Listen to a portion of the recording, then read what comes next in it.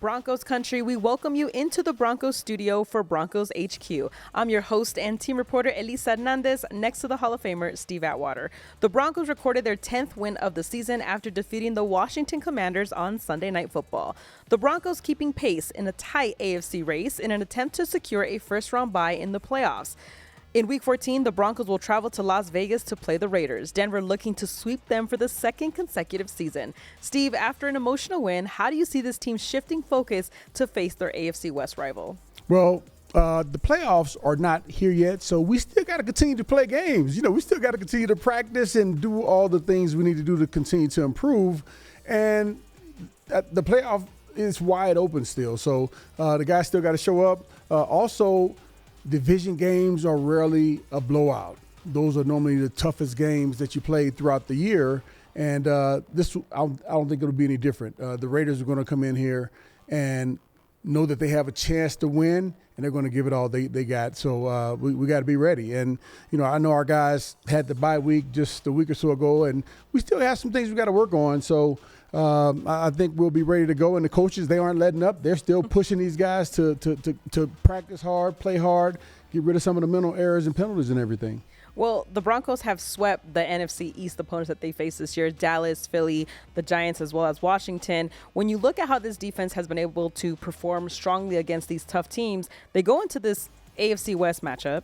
They're playing the Raiders, and they're facing Geno Smith, which in their last outing, they were able to sack him 6 times. Yeah, and Geno, his play has kind of been up and down throughout the year. But it's crazy. The first game of the season, they played against the New England Patriots, and they won. He had like 360 yards passing, a touchdown, an interception. He really played well, and I'm sure he's looking to try and replay that type of a game against us, but we're not going to let it happen.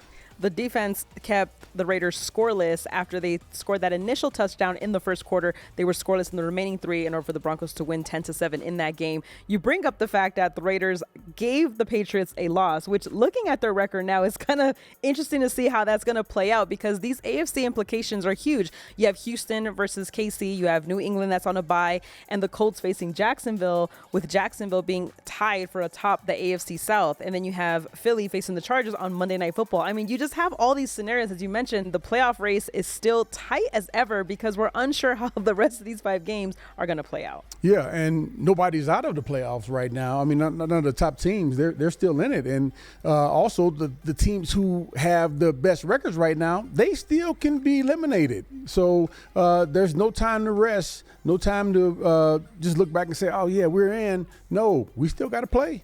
That's right. We still have to play because I was looking at some of the stats going into this week. And although there are no scenarios where teams can clinch a playoff spot, there's about 5 scenarios where a team, as you mentioned, can be left out of the playoffs. Well, the Broncos offense continues to take strides. And in week 13, we saw big plays from tight end Evan Ingram. I caught up with him after practice to talk about how the team is preparing for their road matchup versus the Raiders. You guys are coming off an emotional win on Sunday Night Football. You guys now hit the road once again to face the Las Vegas Raiders. How have you guys shifted focus to get ready for this matchup? Yeah, it's a division rival, division game. They played us, pretty well last time and got out with the win. So we kind of want to, finish the sweep and get out of there and with the win. So I think it's just, continuing to execute at the highest level. They're definitely, as offense, we have our work cut out for us. They're playing hard on defense, and they're flying around. So, I think we got to go in there, execute, work our keys to victory, and get out of there with a win.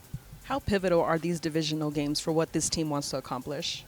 I mean, it's the division wins are everything. I mean, that's one of our goals is to win the division, and you don't want to get to the end and have all these scenarios. So, you get this one, you lock down the series with the Raiders, and you kind of can move forward and continue to fight in the division. So, they're important. That's one of our goals is win the division. We saw you make some key plays in Sunday's win. How did it feel to get more in rhythm with the offense? It felt good. Felt good to get out there and make plays and help the team achieve the win. I think it's just the way everybody responds in the big moments and the crazy games that we've been in. Guys step up repeatedly every single week. So definitely felt good to get out there and make some plays and contribute for the guys. You guys improved to 10-2 on the season. What has impressed you the most about how this team has been able to battle back week after week? Just our resilience, the way we show up to work. There's no complacency. We're always trying to improve. We're not satisfied with even. It's tough to be 10-2. It's hard. What we've accomplished, but this team is super hungry. It's very cool to see how we approach each week. Guys are banged up. It's late in the season. Bodies are getting banged and bruised, and guys are just still showing up, giving their all. So, credit to the guys in the locker room, and excited for the finish. With just 5 games left in the regular season, the Broncos will face all of their AFC West rivals, starting with the Raiders. Steve, what are your keys to the game in order to leave Las Vegas with a win? Well, I think first off, defensively, we got to minimize some of the missed tackles that we had this previous week. We do have some great players on the defense, but we still got to make sure that we got great fundamentals as well. We got to wrap up when we're tackling. Offensively, we got to continue to protect Bo Nix. Offensive line, keep providing those nice throwing lanes for him and giving him time to make sure he's getting the ball to the right person. And then also, you showed the film a little bit earlier on Evan Ingram. Got to continue to utilize our playmakers. He's one of them, Cortland Sutton and Troy Franklin and Pat Bryant. Continue to utilize those guys to make the big plays. Then when a number is called, they got to answer. Well, those are your keys to the game, and now it's time for our Hall of Famer to pick the dark horse of the game. Last week, you picked Cortland Sutton, who had a key touchdown in Sunday's win. I think the touchdown that everybody could not stop talking about. So, Steve, who is it going to be this week? Well, my dark horse this week is going to be Nick Bonito.